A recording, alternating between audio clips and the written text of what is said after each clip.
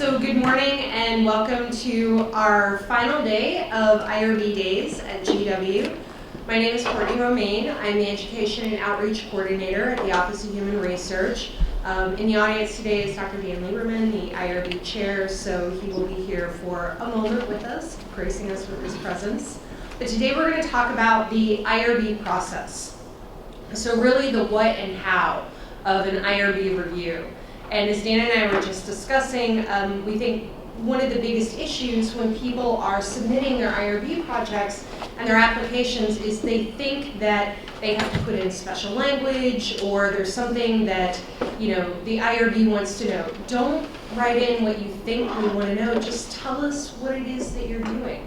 Okay, so just really write it down, what it is that you're doing, and if you're not sure, a lot of times just explain it to somebody, and as you explain it, that's exactly what we want to see in your applications, okay? So we're just going to put that out there. There is no special language, no magic bullet that is going to immediately get your application reviewed and approved the very first time, okay? So I just want to make that very clear.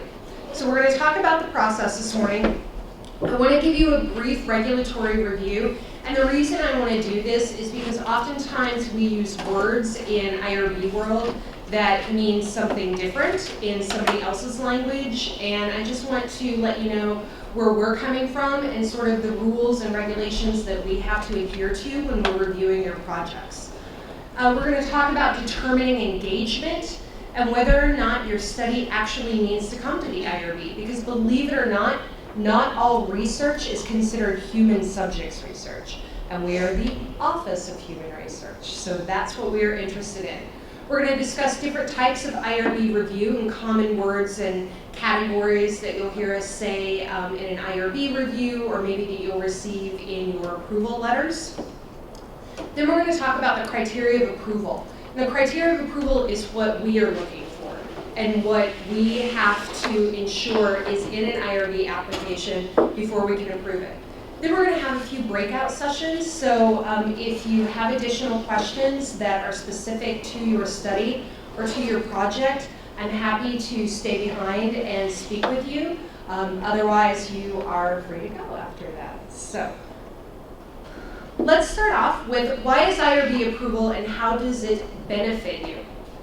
First of all, it provides an opportunity for an objective look at your research. Sometimes you can get so involved in your project that maybe you hadn't considered a different way to recruit somebody or another way to provide consent. And we've been doing this a long time, and we look at approximately 700 applications a year. So we've pretty much got it down by now about the different ways that you can consent somebody, or maybe you didn't know you could store documents for a long time in a de-identified manner. So these are the sorts of things that we can help you with. It also demonstrates to your subjects that you've taken appropriate measures to ensure their protection. A lot of subjects, especially in the DC area, are very savvy, and they will want to see that stamp on an IRB consent form. You would be amazed at the number of calls that we've received from people asking if a study has been IRB approved. So participants that see a study, that are interested in a study, that see a recruitment advertisement, they will call us and see if it's IRB approved or not. And it also can make publishing possible. Demonstration of IRB approval may be required prior to publication in a journal or at a presentation somewhere, at a conference. So if you think that you want to publish or you think that you want to present at a conference, it's always a good idea to come to the IRB. Even if your study does not meet the definition of human subjects research, we can provide you with a written determination that you can in turn submit with your abstract to that journal or conference. So first of all, I want to ask how many people in here have completed city training? All right, so most of you. Good, I'm glad to know. So the majority of you. So you should be very familiar with the Belmont Report because this is the very first module that's presented to you when you complete your city training. So the Belmont Report is what we base all of our research regulations on.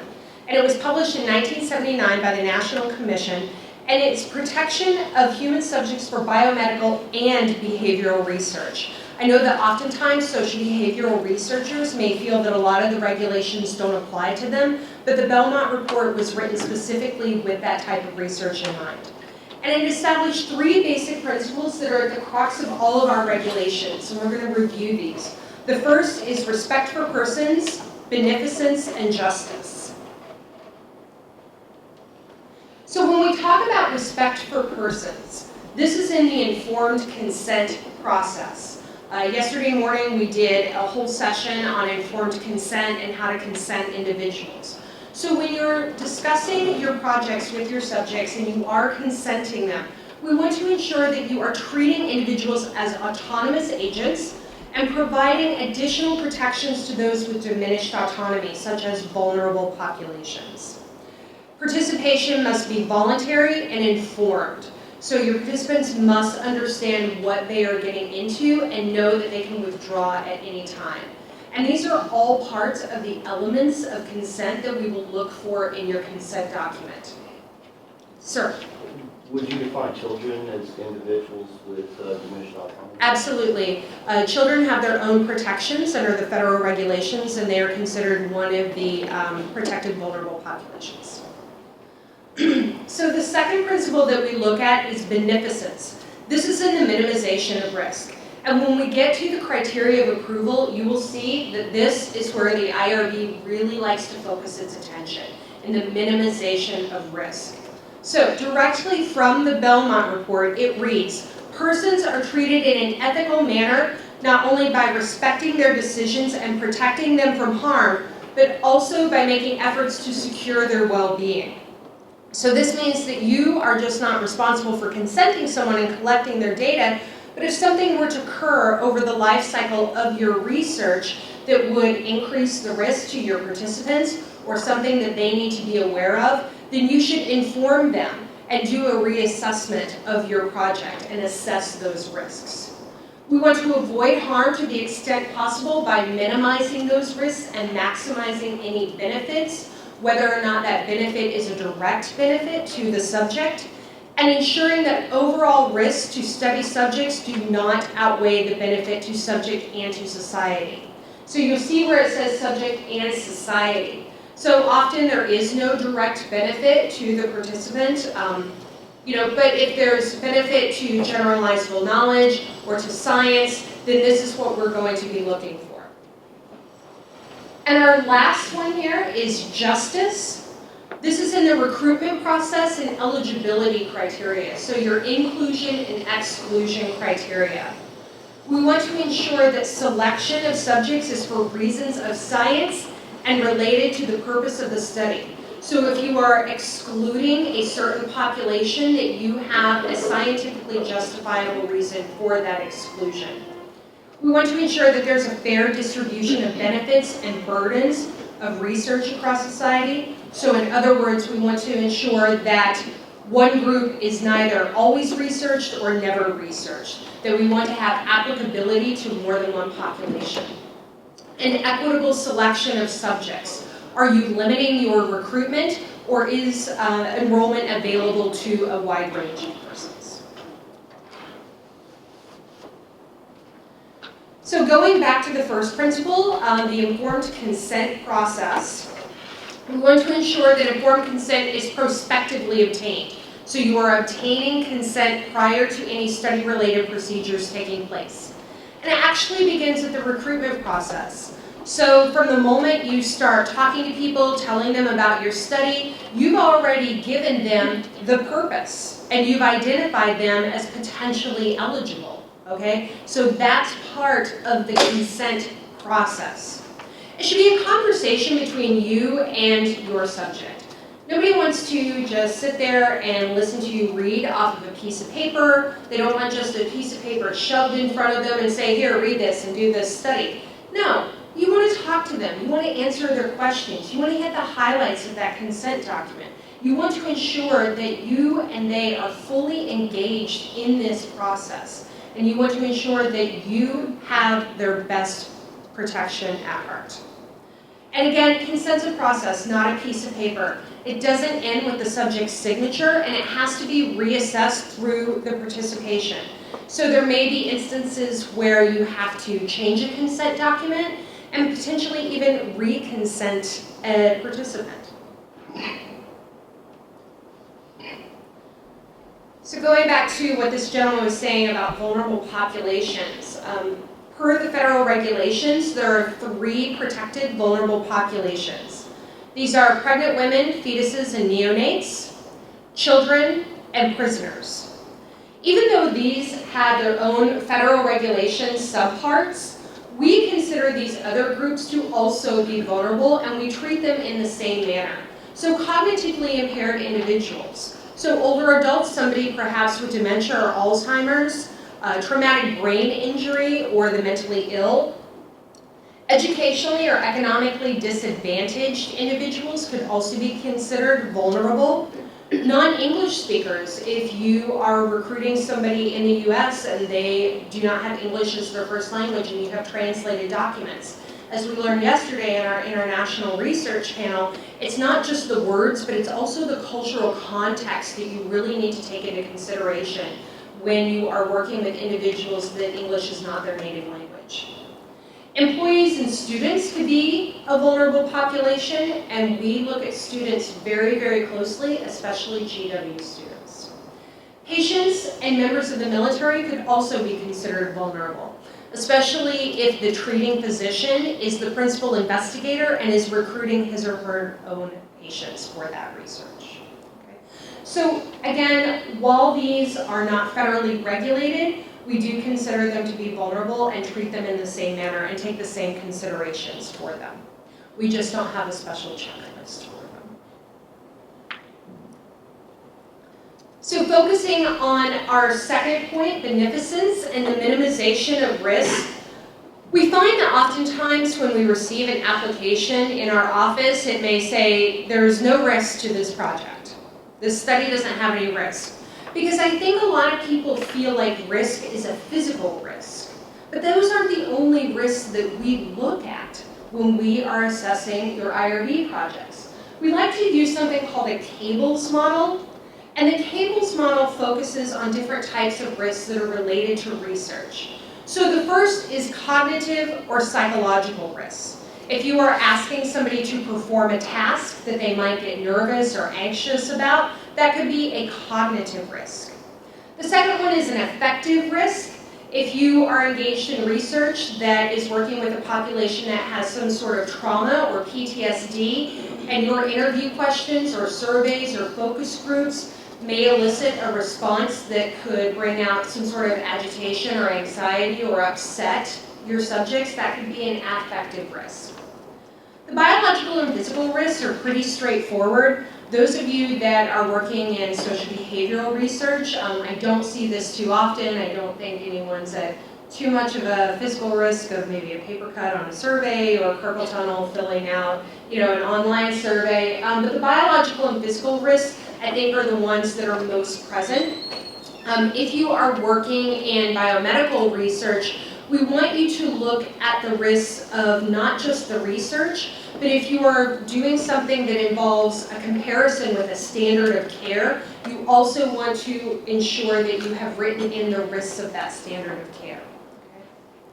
A legal risk, if you are working somebody that's engaged in an illegal activity, so if they are commercial sex workers or if they are drug users, those are considered illegal activities, at least in Washington, D.C. An economic or financial risk, if you are talking to employees and you're asking them how they feel about management and mergers and maybe how angry they are. If that information got out and it was linked back to that individual, that could put them at an economic or financial risk. Maybe they would lose their job, or maybe they would get passed over for a promotion. And finally, a social risk. Anything that could be considered socially stigmatizing, such as working with a transgender population, that might be considered socially stigmatizing, or somebody that has a sexually transmitted infection. Those are things that would be considered sensitive information that were they to be lost, stolen, data got out that was linked to that person, it might be something that could socially ostracize them. So these are the risks that we look at, and you'll see in the IRB application that we've actually addressed all of these risks, and we want you to complete all of them. If there is no biological risk, you can put NA, but please ensure that there are risks in your research. The number one risk to any research study is what? Breach of confidentiality, absolutely. So if you can think of nothing else and no other risk, please ensure that you are always including breach of confidentiality, because that is present in every single research study. So when we talk about risk assessment, we want you to look at the probability, frequency, and magnitude of those harms. So how probable is it that your participants are going to come in contact with that risk? How frequently? Do you have a series of visits that they have to perform, or is it just a one-time, one survey, that's it, they're done? And what's the magnitude? And the magnitude is also what we look at. So is it going to be something like, you're not going to get in trouble for it. I'm not going to get in trouble if somebody finds out I stopped using Colgate and started using Crest toothpaste. But I might get in trouble if somebody found out that perhaps I, forged my transcripts, which I didn't, by the way. I did not. They were official when I sent them to GW. They were sealed. But, those are the sorts of things that I think there was a football coach at the University of Notre Dame that got fired because he had said that he completed college and had all these different positions. Turns out he was a junior college dropout. So, plan to minimize risk. We want you to ensure that you are designing your studies to minimize risk to subjects. So I always tell people, think about what it is that you want to know, but then what do you really need to know? So try and pull out what it is that you need to know. So if I wanted to know somebody's name and how old they are, I could ask that in a lot of different ways. So if I could say, I'm going to pick on my friend Charles here. So if I wanted to say, what's your name? You would say, my name is Charles. But I could also ask, for this research that we're sensitive, what do you want me to call you? Charlie. So I could call him Charlie. Or if you say, I don't want anybody to know my name, and I'm going to say my name is, Chewbacca or something, like you're going to make up a name. And then that's the pseudonym that you use throughout that research life cycle. Then that way, nobody knows that Chewbacca is really Charlie. Okay. Would you recommend using pseudonyms in every case just to protect the subjects? Not necessarily. Usually just in research where you're really collecting maybe a lot of sensitive information, or you can also give somebody the option as well.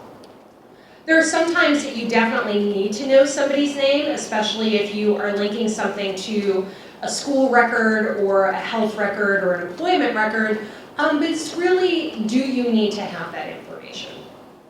Same thing with age. There's a lot of different ways to ask somebody how old they are. You could get date of birth, but do you really need to get that date of birth? Can you just get their age? Or better yet, can you get by with an age range? So what is going to work for your study to minimize the collection of identifiable data, thereby minimizing the risk to your participants? Sir? Can I just say something? Absolutely. When we talk about minimizing risks, we talk about minimizing risks within the context of the scientific work that you're doing. The IRB almost never asks people to change the science that they're doing. We just say, given the question that you are trying to answer, the data you're trying to get, what can we do to push the risks downward without in any way compromising your protocol? Do you have a question? Yeah, on the same, because now technology is accessible, even if, I think that's a risk. We can do a recording, we can think they will protect the recording, but Right. maybe it's not, even if it's at the university, I think, Right. even if it's in my age. Right. So even though technological advances are both a help and a hindrance. So they can help you because you can get through things a lot faster. You can do recordings. You can enter data directly into an electronic data capture, but at the same time they can be breached. As I said the other day, nobody's ever hacked into a piece of paper. You can't hack into a piece of paper. It's there, it's a hard copy. But I think what we expect from you as a researcher is to do everything that you are able to do in order to protect that data and to minimize those risks. So if you are using a password-protected database, that's great. If you want to go a step further and utilize an encryption process, wonderful. Whatever is going to work for you. And then we would also maybe ask that you limit that to a certain number of team members, or reduce the handling of that data.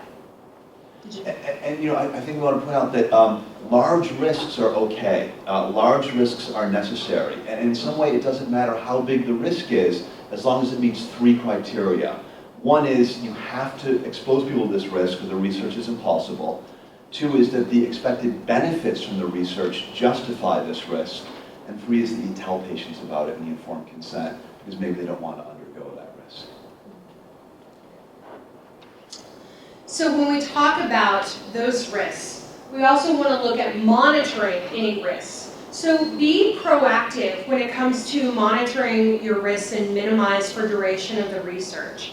So this means if you see a trend in maybe adverse events, or you see a trend in something happening, you might want to give your research a reassessment.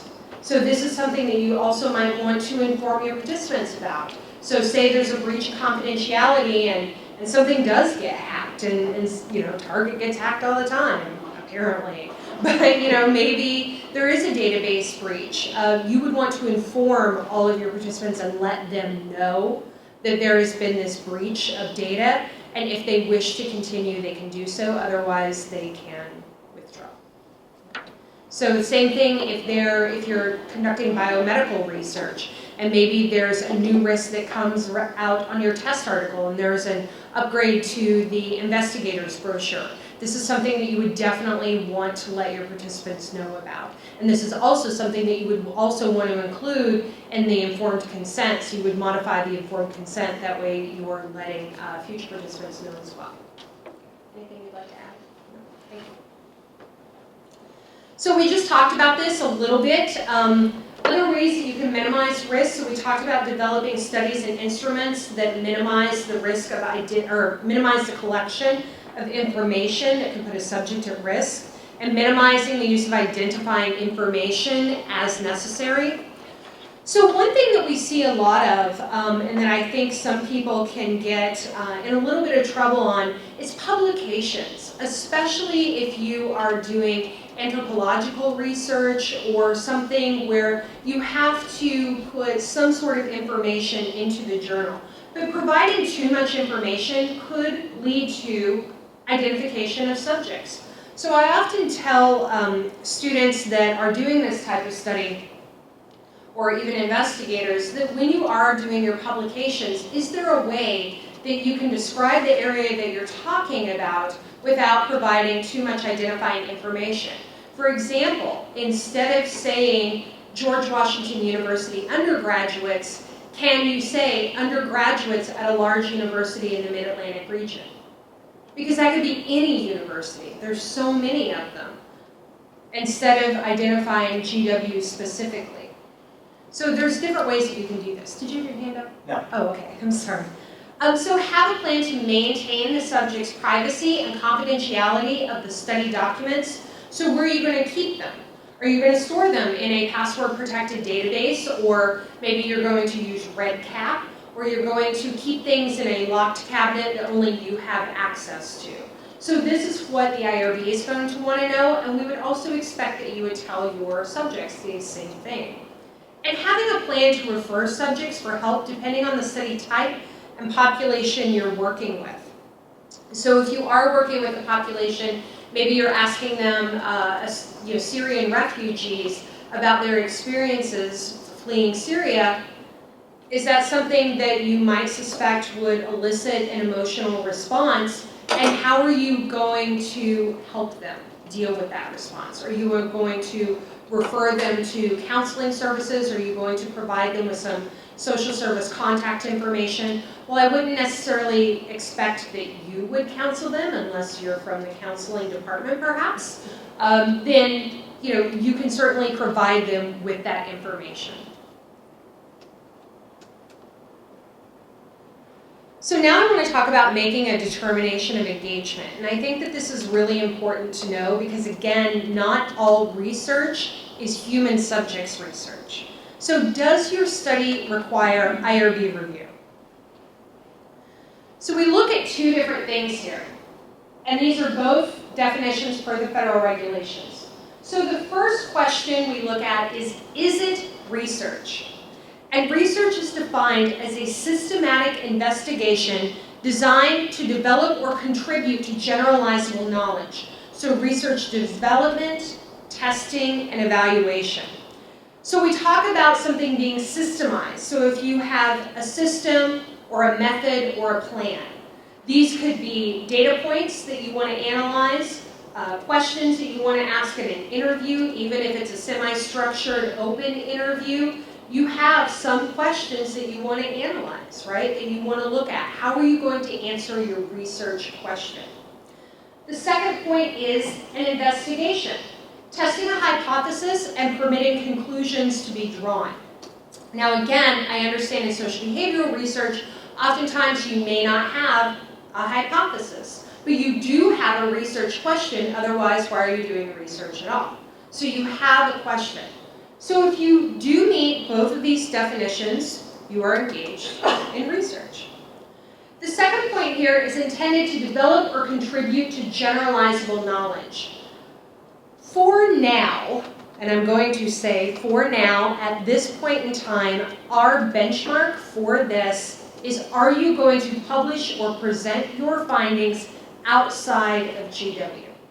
Okay? So if you are doing classroom work and you're just doing an interview or a survey for class, if you are a professor and you are working with your classroom and you're doing something like this, or if you're just doing a quality improvement or quality assurance project or program evaluation that's going to stay either in GW or within the organization for which you are working, then it might not necessarily be considered generalizable.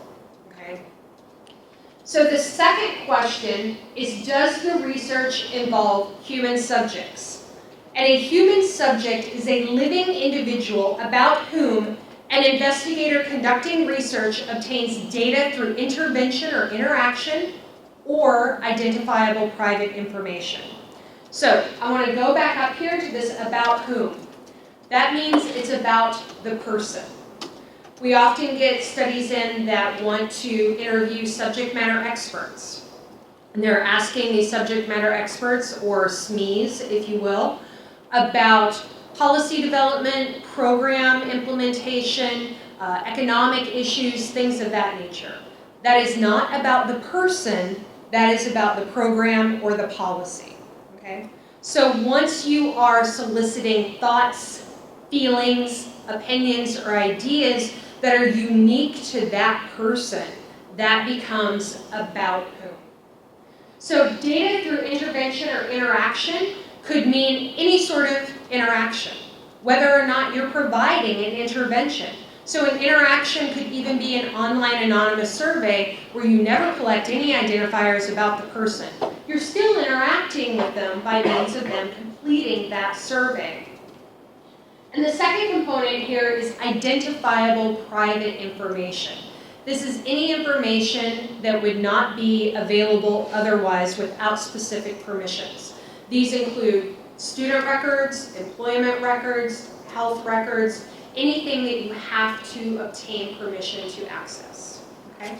So, if you are conducting research that meets these definitions, then you do need to come to the IRB. Courtney, to clarify the first question, you have to answer yes on both those top-level bullets, right? That is correct. Okay.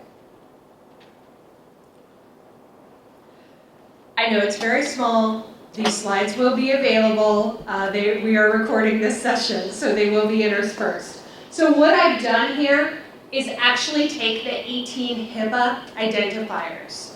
Because even though your study may not be, HIPAA compliant, or it doesn't have to worry about HIPAA, it doesn't have anything to do with HIPAA, we still kind of use these 18 identifiers to look at if something's identifiable or not. Bless you.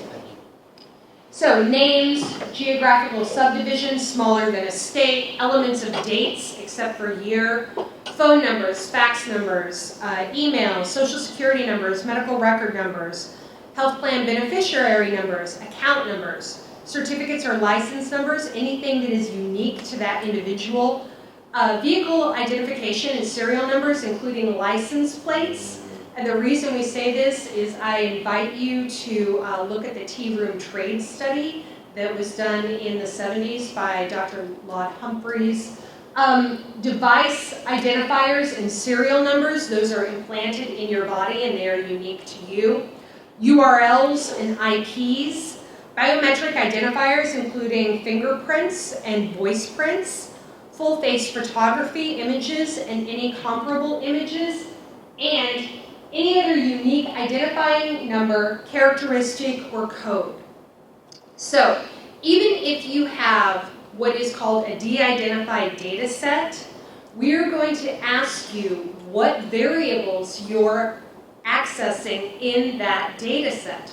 Because maybe you don't have names or birth dates, but you could have some of these other data points that would be considered identifiable either on their own or collectively that would lead to deductive disclosure, okay?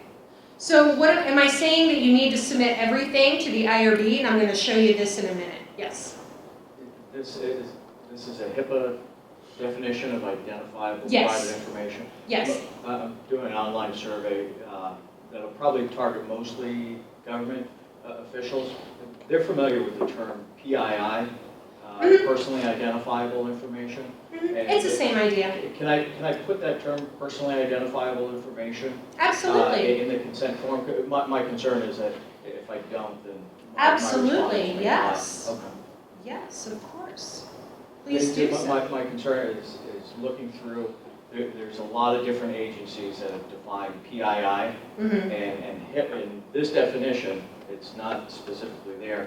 In other definitions, OMB or NIST, state the linkable information. Yes. That doesn't have to include any of that, but if I ask if they belong to a government agency and how many years have they worked there, Right. that they could consider that linked together, there's a potential that it's personally identifiable information. And even if none of this is in the PII that you're collecting, you can still figure out deductively, who somebody is. So if you were to say, the IRB staff at George Washington University, there's only 7 of us, well 6 now, really. So, we're pretty identifiable.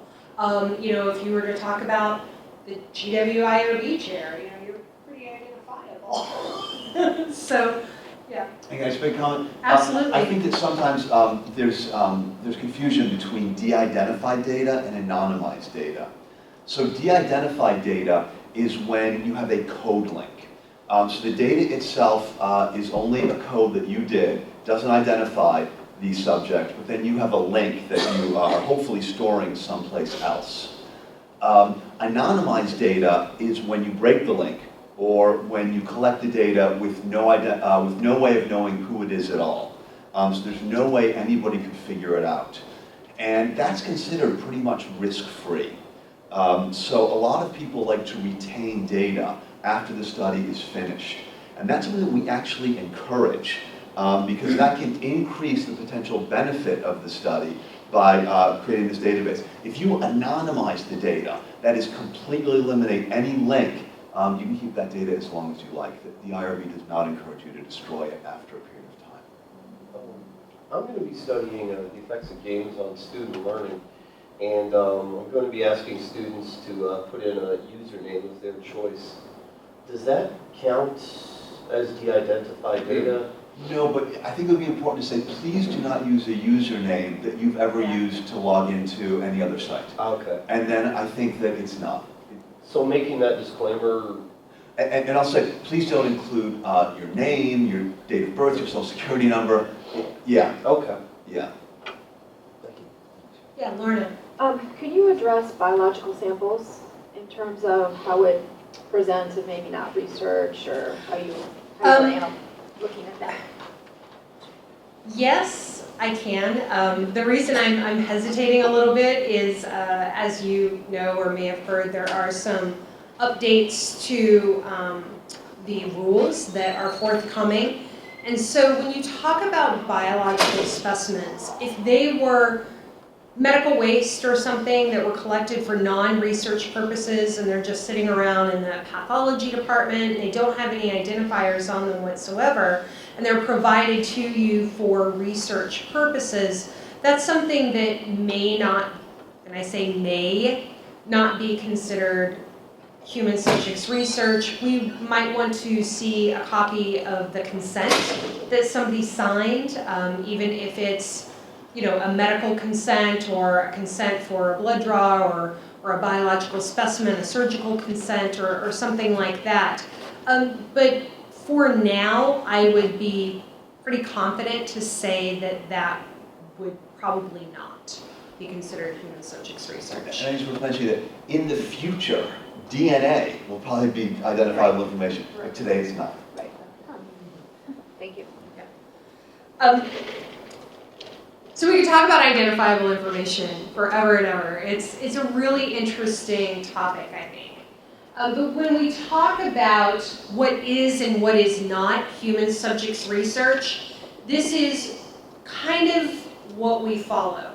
And I say kind of because there are certain situations where something may be human subjects research and a quality assurance project. But for the most part, this is generally our rule. So not human subjects research would be a quality assurance project, a project for program evaluations, oral histories or life stories. Even though it is about the person, they're not considered to be generalizable to anyone else because my life story is not your life story. A single case study, if you just want to look at a single case study, and I want to caveat that with a case study in medicine means something different than a case study in social behavioral research where you may look at an organization and that's considered a case study. But when we say a case study, we're talking about a single individual, okay? So I just want to put that out there.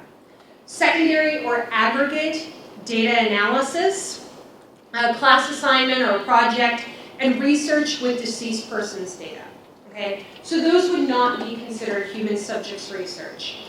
However, these are considered human subjects research, so qualitative and quantitative research, multiple or comparative case studies, projects involving experimental design or randomization, surveys, interviews asking about the individual's thoughts, feelings, opinions, something that is unique to them. So again, this is generally speaking, there are instances where we like to invoke our special it depends clause. So, you know, if you are unsure, I'm going to tell you how you can get an answer. Yes? Going back to biological samples, if you had, say, like a tissue sample, say a tumor sample from a patient that had cancer, but that patient is now deceased, would that be considered not human subject research? Correct, because they're deceased. Now, I will say that that does not excuse you from obtaining appropriate HIPAA authorizations.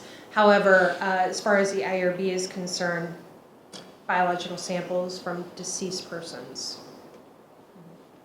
Even though potentially there could be harm to the person's reputation or legacy if, you know, it came out they had HIV or something and no one knew, or, you know. Well, we would expect that you would conduct your research in an ethical way and not reveal any of that information to somebody. But if it's somebody like an oncology patient, you know, that's probably pretty well known, especially if it's in a medical record or somewhere, and you're accessing it from a biorepository. Oh, so I lied to you, but I'm going to tell you now. I forgot to put the slide in there. If you suspect that your study might not meet the definition of human subjects research, you can submit something to us called a determination worksheet. And that determination worksheet is available on our website under Irb Process. And it's the very first tab, when do I need to come to the IRB? And that determination worksheet will walk you through those two questions of is it research and then is it human subjects research? And then there is a narrative on page 3. And that narrative is where you get to tell us a little bit about your study, what you're doing, maybe what variables you're going to be accessing or what variables are going to be provided to you from a data set. You can then submit that document to us and request that we provide you with a written determination. And that written determination can be used in lieu of an IRB approval for publication or presentation to a conference or a journal, because it demonstrates that you have done your due diligence by contacting the IRB to have us make that determination about whether or not you need to submit for review. Okay? So that is a document that's available to you. If you are a School of Public Health student, there is a different way that you can go about that. There is actually a School of Public Health student liaison that will make that initial determination for you. And then if they are uncertain, they will forward it to the IRB. But you should fill out the School of Public Health determination and send it to their student liaison.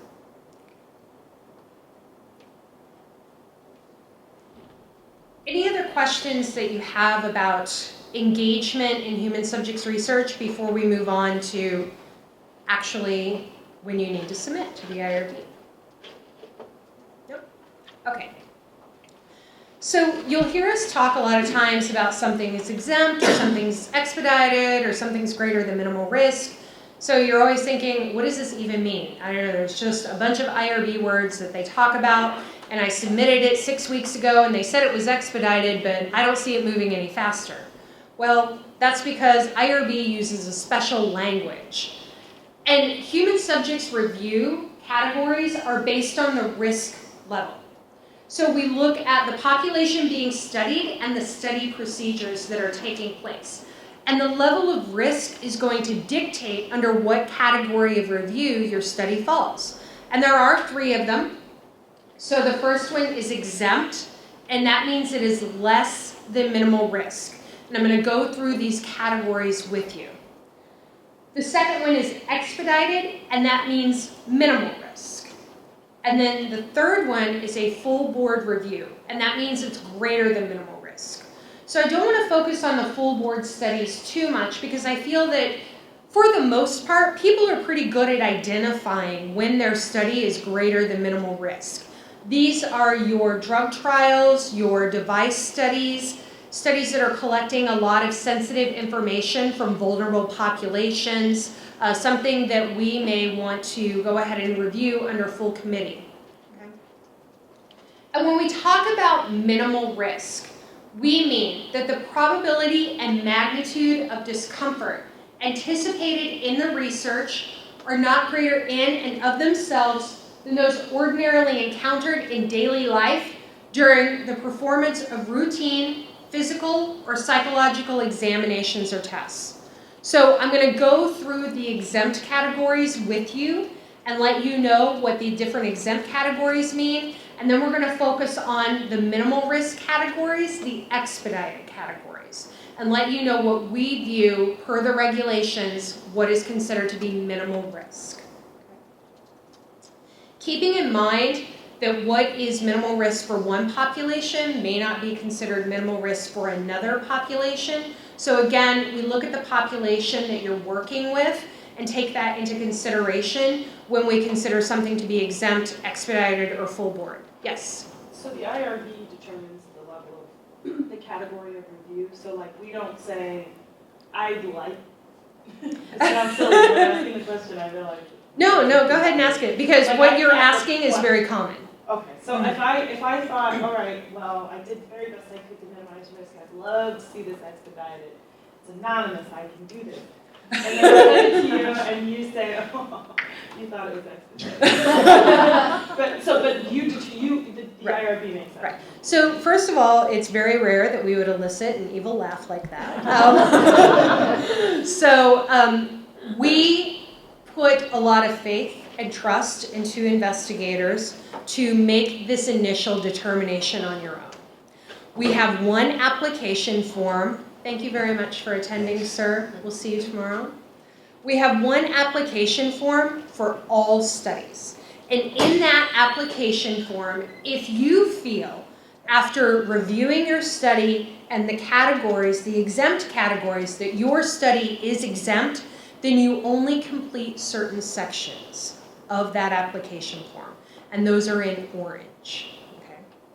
Now, if once we receive it and we say, this is not exempt, and here's why it doesn't meet the criteria for exemption, or we feel that this is a little bit riskier than a normal exempt study that we might see, then we will ask you to complete the remainder of the document and we'll review it under expedited procedures, okay?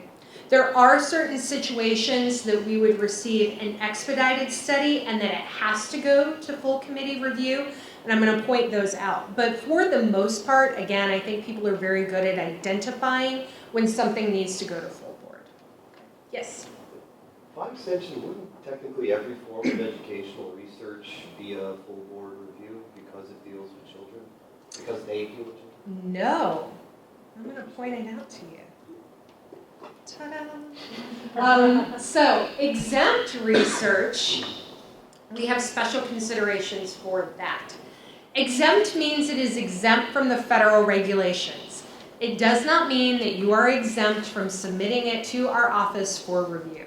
Okay, we still need to review it. We still need to give it an exempt registration, is what it'll mean. You don't get an exempt approval, it's an exempt registration. So only the IRB will make this final determination. So like I said, if you truly feel that your study is exempt, or maybe you've been doing this a long time and you know it's exempt, feel free to submit it as exempt, and I would say probably 80% of the time we're going to agree with you and we continue that review as an exempt review or as a less than minimal risk review. So certain vulnerable populations cannot be included in these categories.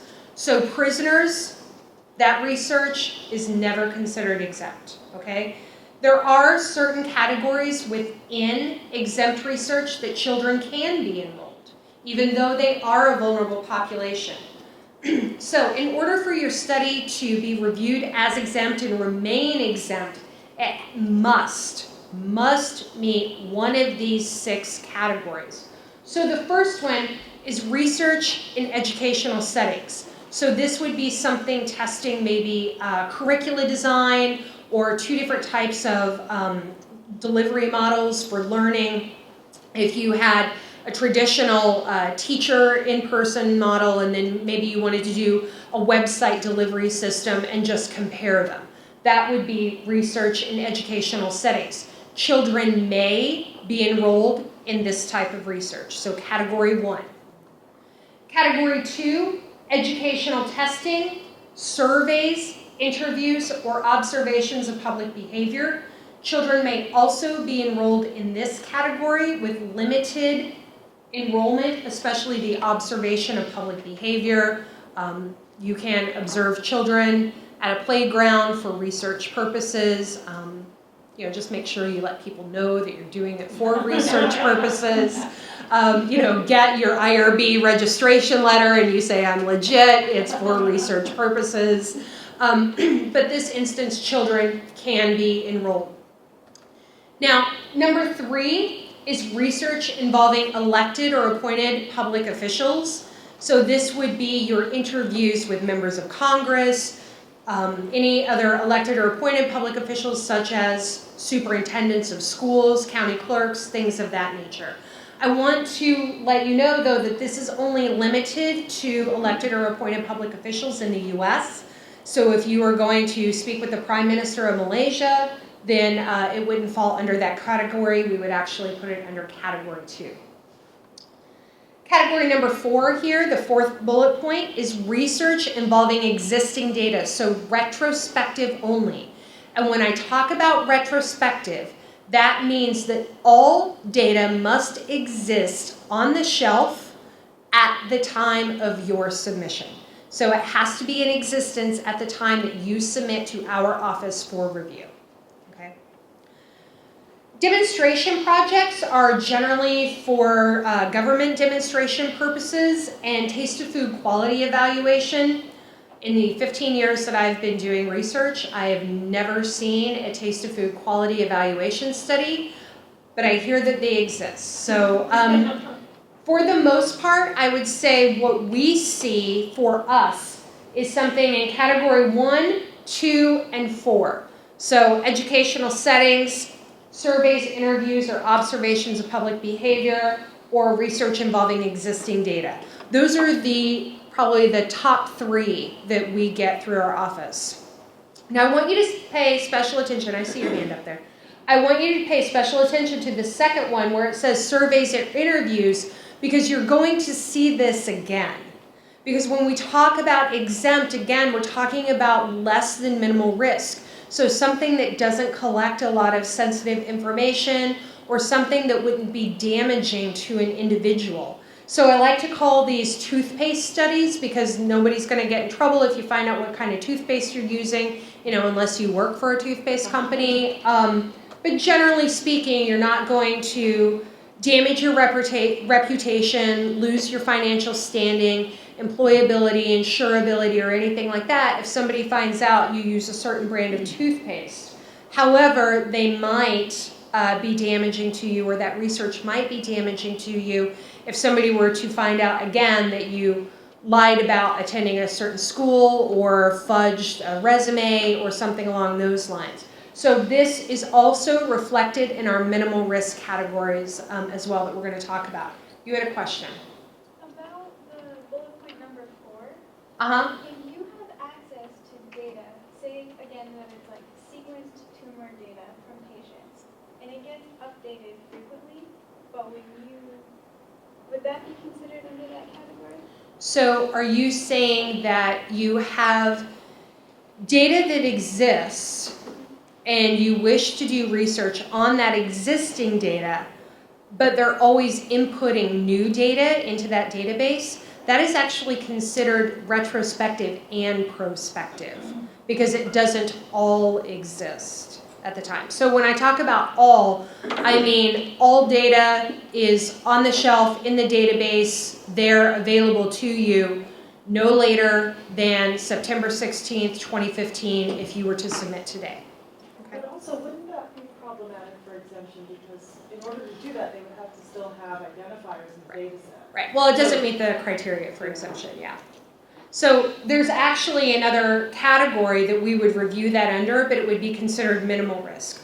But you are absolutely correct. With retrospective data, you cannot maintain a code link, so you cannot maintain those identifiers. There's a lot of different little kind of rules that I'm not getting into here for category 4, retrospective chart review or data review, but you can't maintain a code link. You can certainly view identifiers to access that data, but you can't keep it. So, but that's where we have the other category under expedited research. So you're right with the identifiers. Yes? Just talking about the vulnerable populations, children, would that depend on what is legally determined to be the age of the child according to each state or according to each country? Absolutely. Absolutely. We look at that as well. So what's interesting is you mentioned the NIH earlier. For GW, we consider anyone under the age of 18 to be a minor, whereas the NIH considers anyone under the age of 21 to be a minor. So it can really depend on your funding source, and we're always going to default to what the funding source wants because they're clearly the purse strings there. But for us, it is the age of 18. However, if you want to do research on somebody in Wyoming, and Wyoming has 19 or under, then we would default to state and local regulations and rules. Absolutely.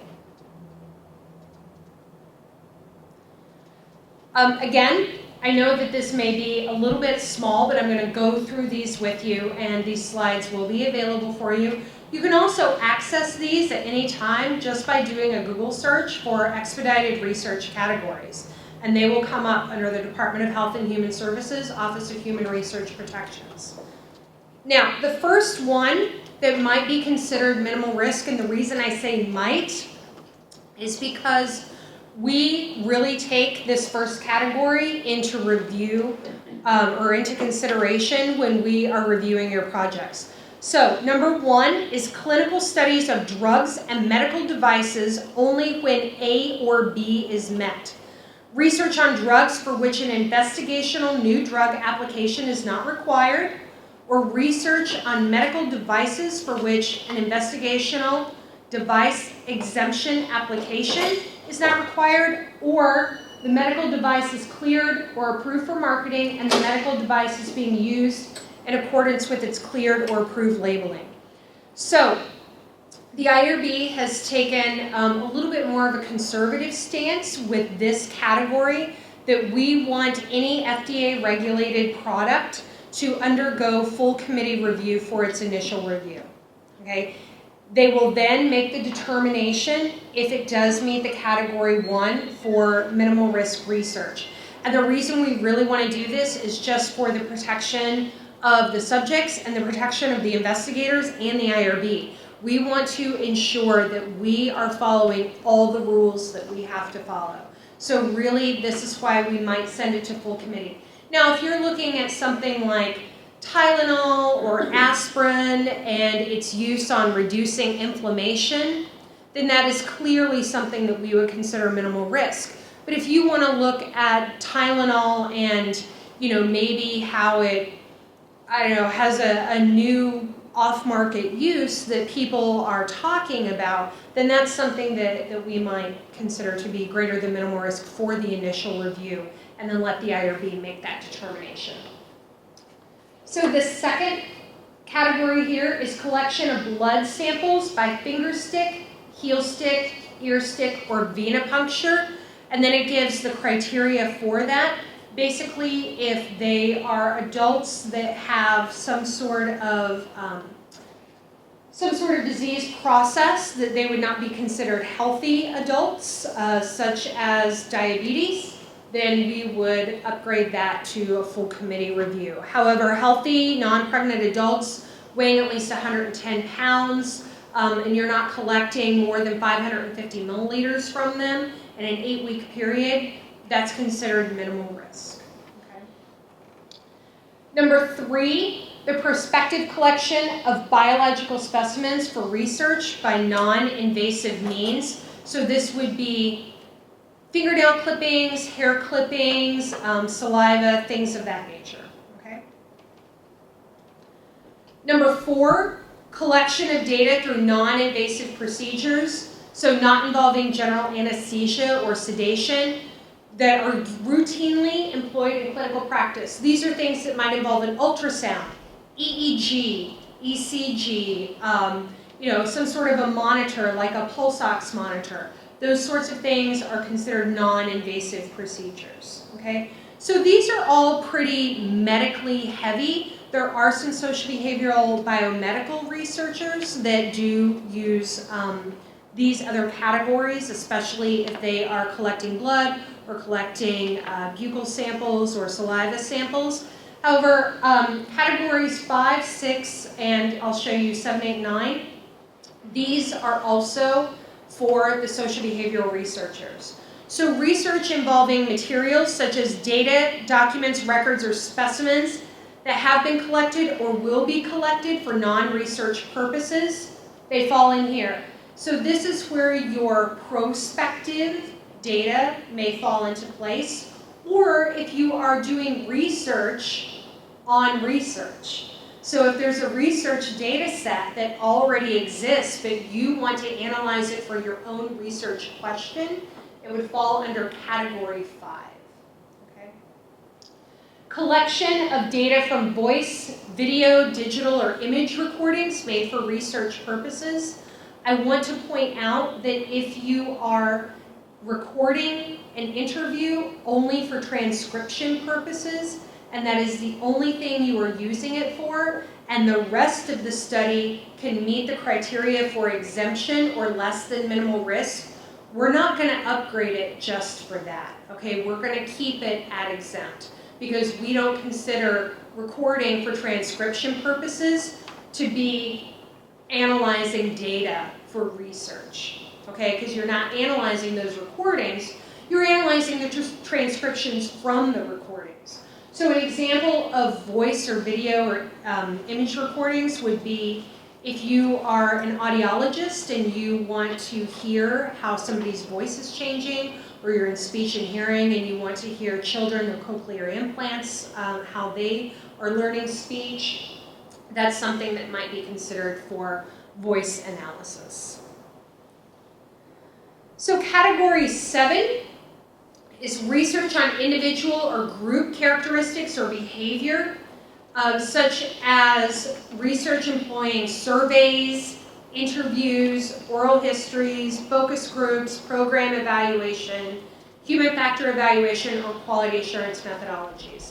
So remember how I said that sometimes we might upgrade something to a minimal risk category for interviews and surveys? This is the category that it would fall under.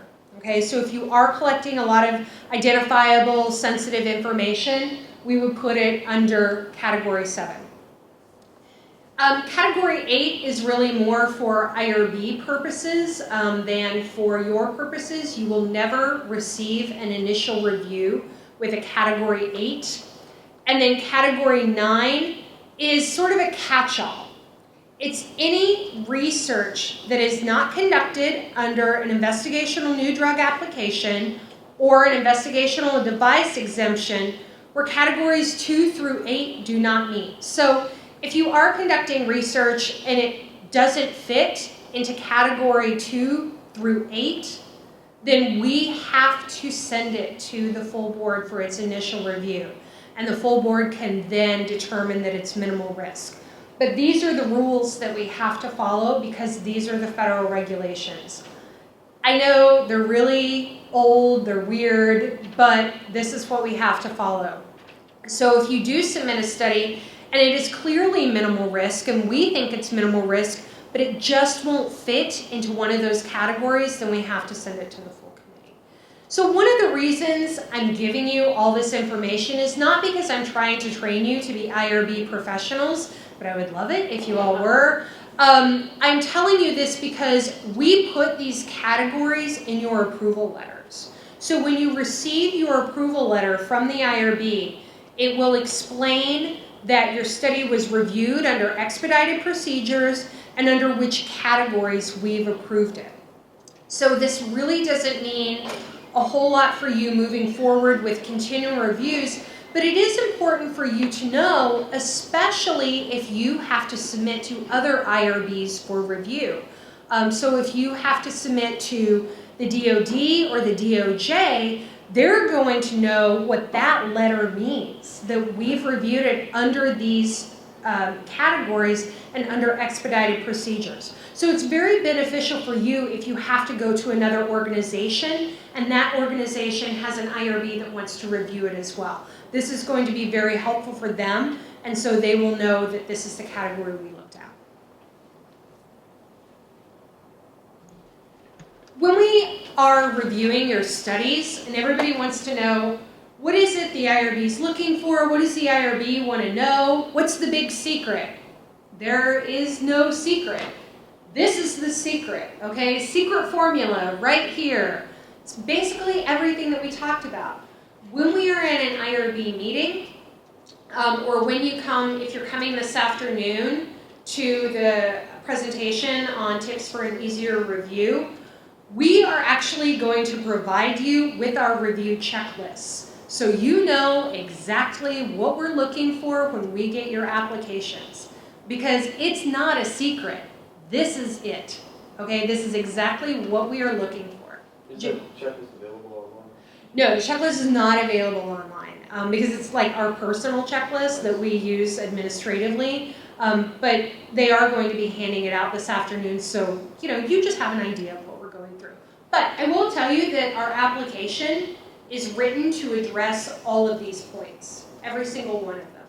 And when I am reviewing and signing off on a study as an IRB member, I have a checklist that I have to go through that has all of these points. So the number one thing we look for is risk to subjects are minimized, that there is a favorable risk-benefit ratio. Is this all starting to sound a little familiar to you? Selection of subjects is equitable. We're looking at your recruitment materials. We want to see that informed consent will be obtained from each subject, or that we have provided you with a waiver of consent, and that informed consent will be appropriately documented, or we have provided you with an approval for a waiver of documentation.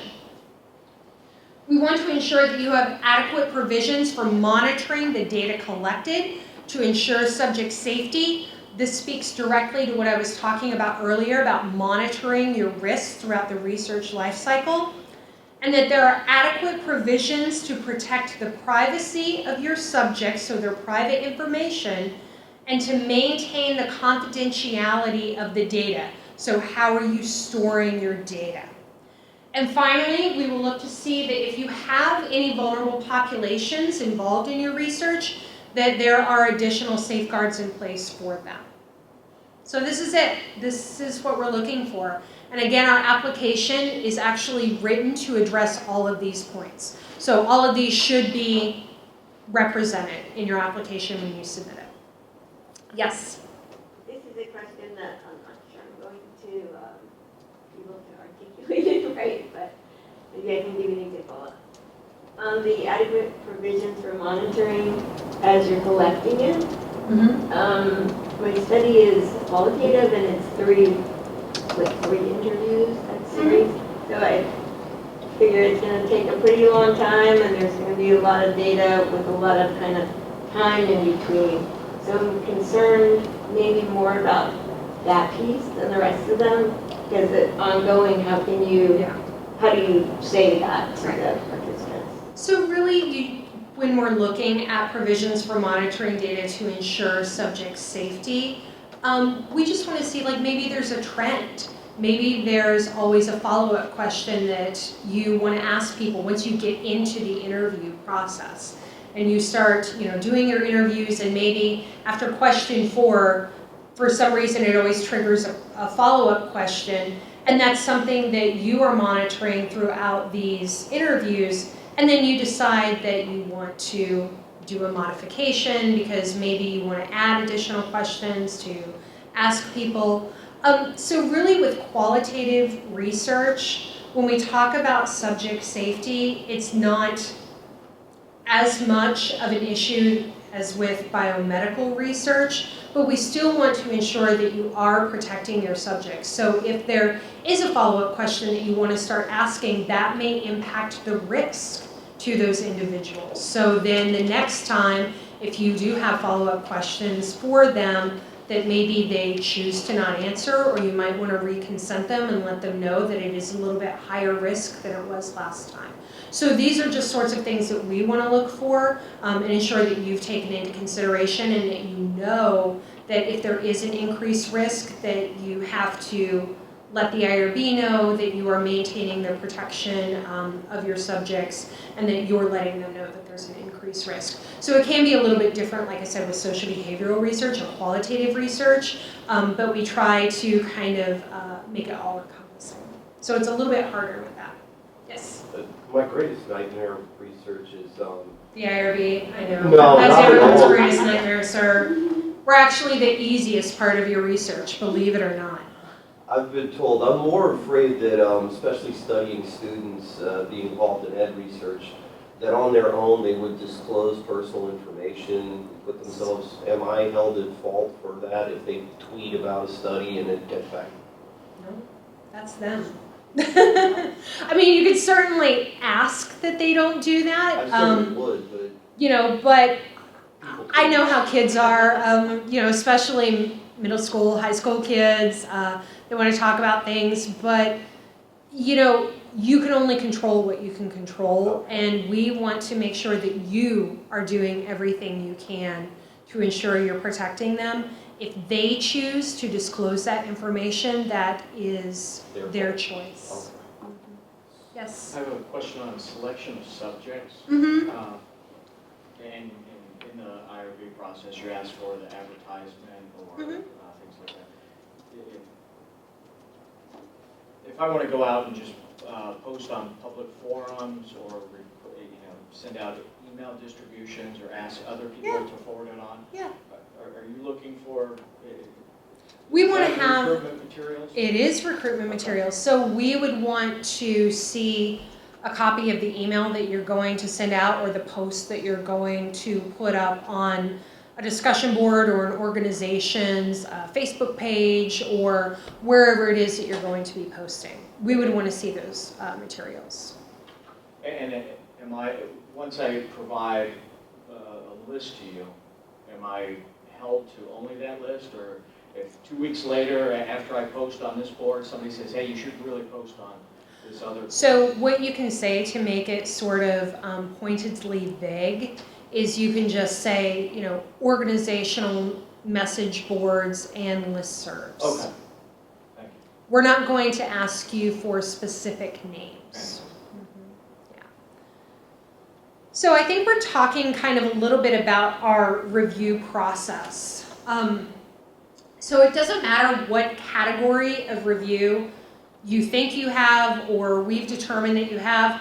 This is how it goes. Everybody always wants to know, what documents do I have to fill out? What do I have to do? How long is it going to take? This is it. So once a study is submitted in its entirety, and sir, gentlemen in the back, I'm going to call on you, if you would please, to inform the audience what is considered a study submitted in its entirety. May I introduce you to Glenn Furmeister, our gatekeeper, social media manager, creative coordinator, and all-around good egg and friend. So, a complete submission,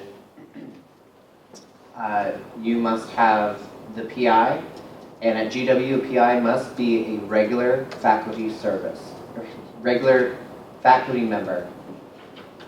So no limited service. So adjunct, lecturer, students, staff members, anyone who doesn't fit that regular faculty member. And we have handouts for you on who can and cannot serve as a PI. Thank you for demonstrating, Vanna. So you must have the signature of the PI. You must have the signature of the PI's department chair or whomever the PI reports to. Now, occasionally, your PI is going to be both of those people. And yes, we do ask that he or she signs it twice because we don't always know. And it helps us not having to spend quite a while trying to figure that out by searching. So you need both of those signatures. If you're a student, you're going to have the student responsibilities form that you must sign. And your PI, I believe, also signs that. Basically, any form that we have, your PI is going to sign that. If your study has more team personnel than just the PI and the primary contact, you must complete our research team personnel form. And a complete form for that includes everyone's city training. So ask for everyone to give you their completion report because we will not give it to you. We will verify that what you put on that form is in fact correct, but we're not going to supply that information to you. That needs to be signed. If anyone does not have their training done, we will return it to you as incomplete because everyone must have their training prior to the study being approved. What are some other good fun things? Ensure that you are using the most recent versions of the applications because that will slow your study down. We rolled out our new forms in July. It is now September. We are still receiving old forms in our office, and we do not accept them.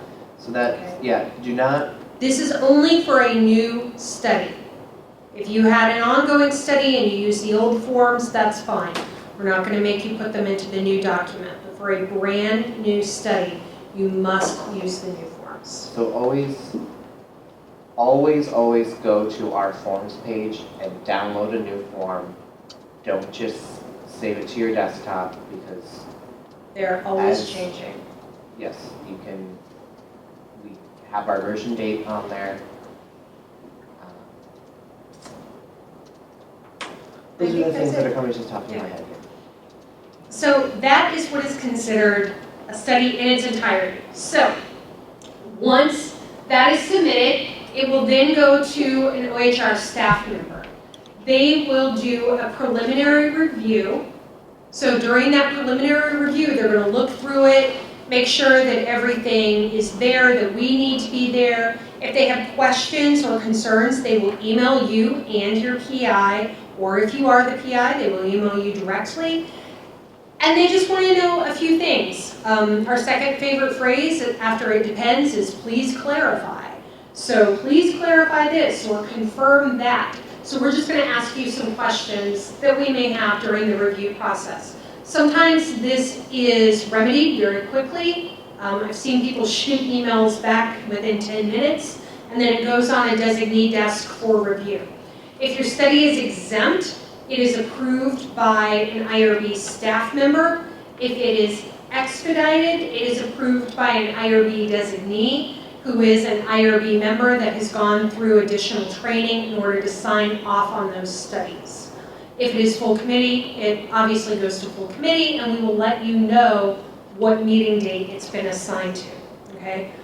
Because our agendas are put out at least 6 weeks ahead of time. So we have a meeting next week. If you were to submit something today and say, I want to put it on the meeting for September 22nd, it's not going to happen because those are set very far in advance. So we have a lot of agenda items. Can you repeat, so for who reviews the determination worksheet? Me! Okay. I review the determination worksheets. Okay.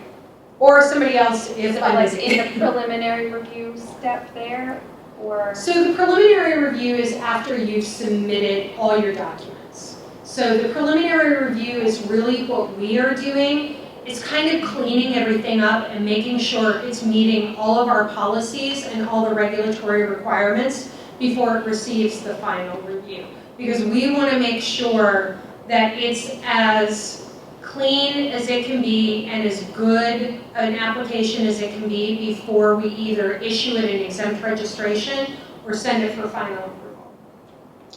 And this is where a lot of times I see people get really bogged down with their application.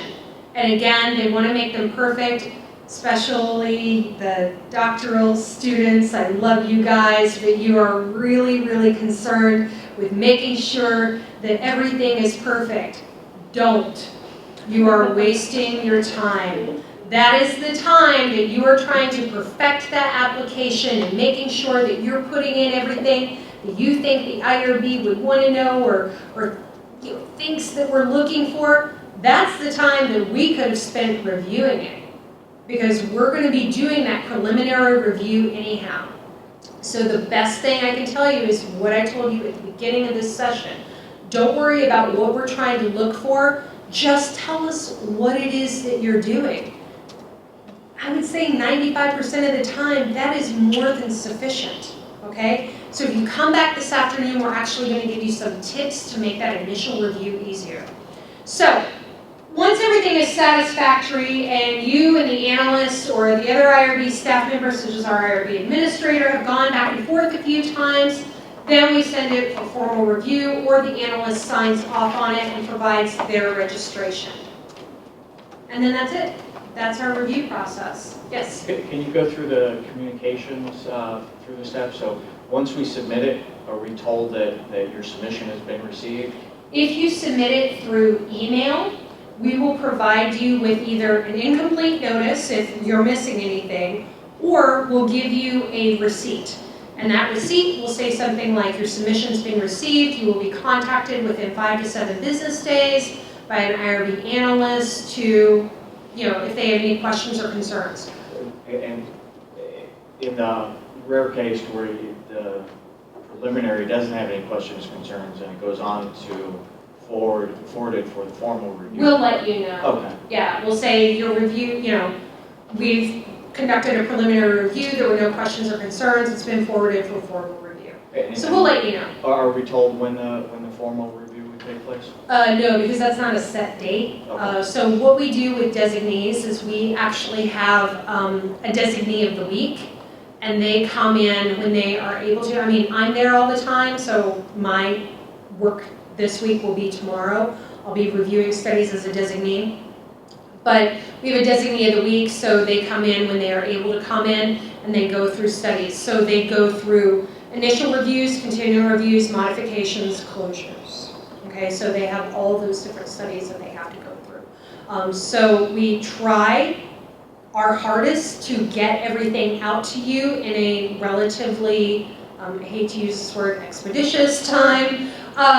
But for the most part, I would say exempt reviews run around 3 weeks turnaround, whereas expedited reviews can go anywhere from 3 weeks to 6 weeks, depending on the complexity of the study, the turnaround time of communication between the staff members and the research team members, and if you have all your documents in. Thank you. Okay, you're welcome. I'm actually gonna pick on somebody here. Sean, can I pick on you for a second? Because you're my friend. Yeah. So how long does it usually take for your stuff to get turned around? I mean, you can be honest, you don't have to. I mean, because you was pretty immediate. have some pretty complex studies, so that's Yeah. one of the reasons I'm asking you.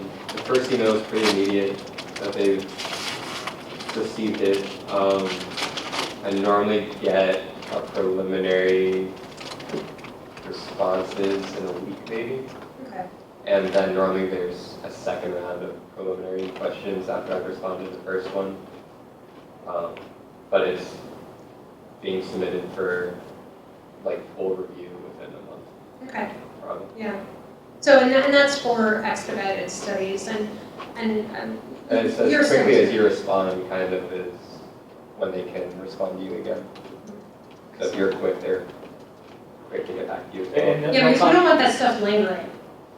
For the difference between PI and primary contact. So the PI, I'm a PhD student, so my PI would be my advisor. Right. And primary contact is Would be me. you. So will they be contacting me? Or They're going to CC you and your PI. So they and both. is it acceptable for me to answer? Yes, Okay. absolutely. I Absolutely. wasn't sure if they Yeah. have to. If you think your PI is going to respond, Exactly. yeah, that's not going to happen. No, that's why we have the primary contact and the PI. But the reason we do have the PI on there is because they have the ultimate responsibility for Right, all they the signed research. off on it. Right, they signed off on it. And long after you have graduated and moved on, they're still going to be here. So hopefully they'll still be here, especially if they're on tenure track. But yeah, we want you to respond, so don't wait around for them. We would ask, however, that you do a reply all, so they know what's happening at all times. All right, so that's the review process. What I'd like to do now is that I'm just going to open it up for some additional general questions, but if you have very specific questions about your study, or you want to talk to me about your projects, or anything involving the IRB review process, except for you, Popsy, you're exempt, you've done this before. But if you want to talk to me, I'm happy to stay here, whether you're a student or a PI. Do you have any PIs here, by the way? Are you a PI? Yeah, I'm new faculty, so. Oh, fantastic. So so we'll give you you got the breakdown basically. So if you're a student or a coordinator or even a PI and you have specific questions, I'm happy to stick around. Otherwise, I would remind everyone if you have not signed in, please do so.